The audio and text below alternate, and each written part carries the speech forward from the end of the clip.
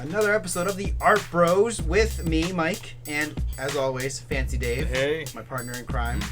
How do you like being chained to this editing stuff? it's like Stockholm syndrome. You just get used to it now. Well, get ready because we're talking about a really interesting and, in my opinion, scary piece. Yeah. That came out of the 1970s that I've seen recently. We're talking about the artist Richard Serra today. Richard Serra is a minimalist artist, and he's known for pretty much using huge slabs of metal work, and making these amazing, ginormous sculptures out of them that literally engages with the audience. Yep. You can walk through them, you can walk into them, you can sometimes climb on top of them or walk on them. Occasionally. Yeah.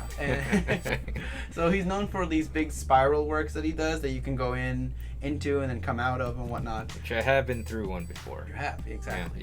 Yeah. Today we're going to talk about something a little more out of the box for him. This work is called Delineator. He premiered it in 74 and 75, and it's exactly what it looks like. It's these two slabs of metal. One is on the floor, the other one is hung, or at least something. It's installed into the ceiling.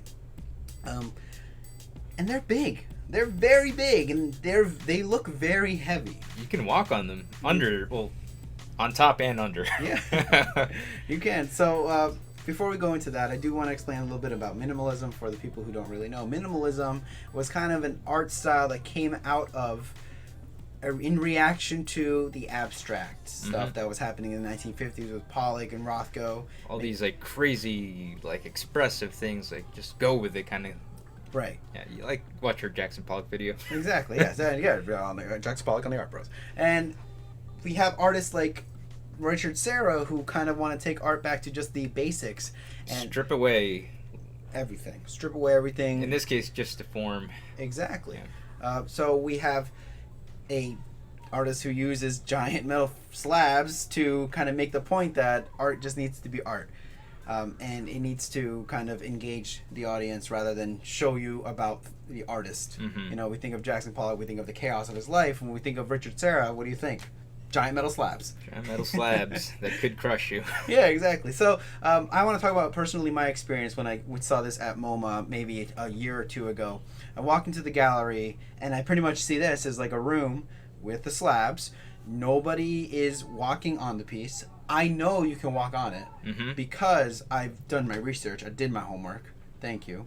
And I walked on top, and as soon as I started walking on top, everybody who was crowded around it were like, oh my God, he's walking on the art. He's walking on the art. They were looking at the security guard.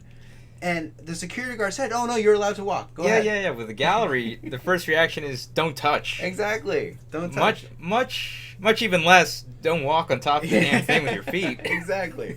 Yeah.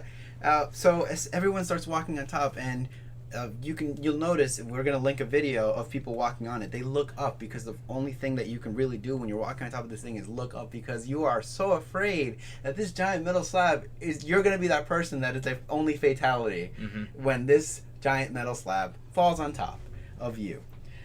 It really brings up the point that I know you want to talk about, Dave. How much do you trust an artist?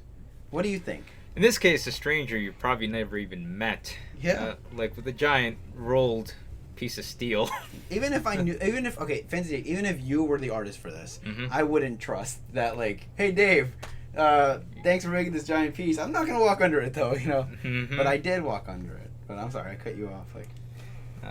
No. And how much would you trust an artist not only to walk under this, but engaging with it is part of the art?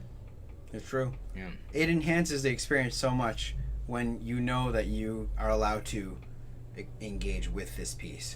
You're allowed to walk under. You're allowed to look at it from more sides than just a viewer. You have actually become part of the work. I personally think that the audience walking through it, feeling that sort of that sublimeness, you're kind of putting your trust in another person that you've never met. That, you know, it really does bring up the issue of, do you trust an artist's reputation?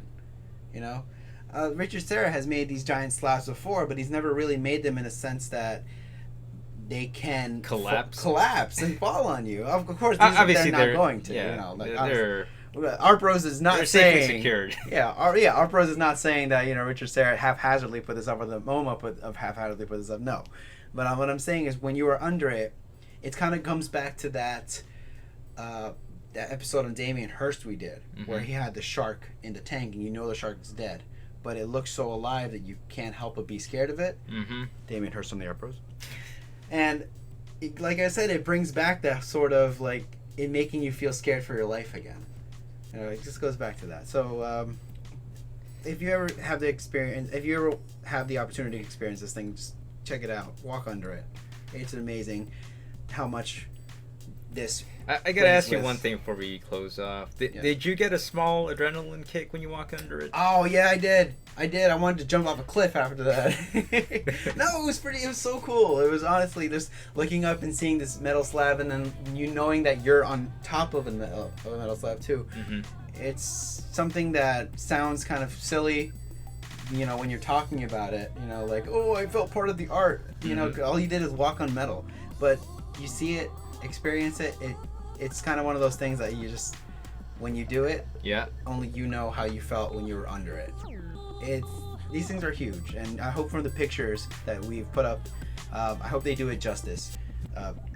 These things are really an awesome experience. So yeah, what are your final thoughts? Final thoughts? Just that I was really just wondering about the if you got a rush out of it. You do get a little rush, yeah. You get a little kick. I got my adrenaline boost. Now that you pointed things out more, man, I like it. You like it. Awesome. Can't wait to actually maybe get a chance to go walk under this thing myself. Hopefully it comes back to New York soon. Yeah. So guys, thank you for joining us in this episode of the Art Bros, where we're talking about Richard Serra's Delineator. Like us on Facebook, Art Bros.